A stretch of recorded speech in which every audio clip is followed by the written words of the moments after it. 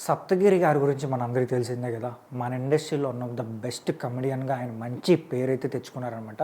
But ఇప్పుడు ఆయన కొంచెం బాధలో ఉన్నారని తెలుస్తుంది. ఎందుకంటే వాళ్ళ అమ్మగారైన చిట్టమ్మ గారు అయితే రీసెంట్గానే కన్ను మూశారనమాట. సో కొద్ది రోజులుగా ఆమె ఆరోగ్యం అయితే బాగాలేదు.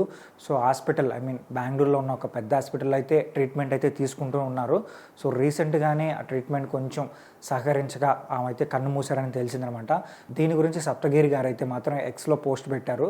సో మా అమ్మగారు కన్ను మూశారని చెప్పి ఆయన అయితే కొంచెం బాధగా అయితే పోస్ట్ పెట్టారనమాట. సో చాలామంది ఆ పోస్ట్కి కూడా అన్న ధైర్యంగా ఉండు, ఏం కాదు, సో మీరు మంచి మంచి సినిమాలే తీస్తారు, ఇండస్ట్రీలో మంచిగా నిలదొక్కుంటారని చెప్పి చాలామంది అయితే కామెంట్ చేస్తూ వచ్చారనమాట. సో ఇండస్ట్రీ నుంచి కూడా కొంతమంది ప్రముఖులు అయితే వాళ్ళ అమ్మగారిని చూడడానికి అయితే వెళ్తున్నారు. సో ఏప్రిల్ 9వ తేదీన అంటే ఈ రోజున వాళ్ళ అమ్మగారికి అయితే అంత్యక్రియలు అయితే చేస్తున్నారనమాట. సో మనం కూడా వాళ్ళ అమ్మగారి ఆత్మ శాంతి కోరాలని చెప్పి మనం కూడా కోరుకుందాం.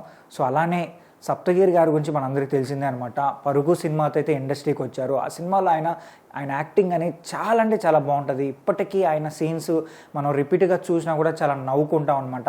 అంత డిఫరెంట్ మోడ్యులేషన్లో ఆయన అయితే యాక్ట్ చేస్తూ ఉంటారు. అలాగే వెంకటాద్రి ఎక్స్ప్రెస్లో కానీ ఆయన కామెడీ అయితే నెక్స్ట్ లెవెల్ ఉంటుంది అనమాట.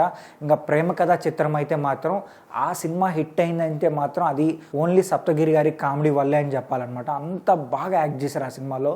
అలాగే చాలా సినిమాలో ఆయన స్టైల్ అయితే వదిలేశారనమాట.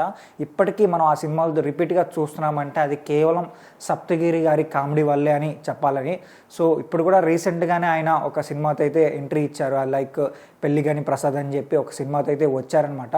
సో ఇప్పుడు ప్రజెంట్ ఏంటంటే ఆయన కొంచెం హీరోగా యాక్ట్ చేయడం వల్ల కొన్ని సినిమా అవకాశాలు అయితే తగ్గుతున్నాయి. బట్ ఆయన కమెడియన్గా ఉన్నప్పుడు మాత్రం ఆయన స్లాంగ్ కానీ చాలామంది ఫ్యాన్స్ అయితే ఉండారనమాట. సో చూద్దాం, ఫ్యూచర్లో ఆయన మంచి మంచి సినిమాలు తీయాలని చెప్పి మనం కూడా కోరుకుందాం అనమాట. సో పక్కగా ఆయన మంచి కంబ్యాక్ అయితే ఇవ్వబోతున్నారని నాకైతే అనిపిస్తుంది.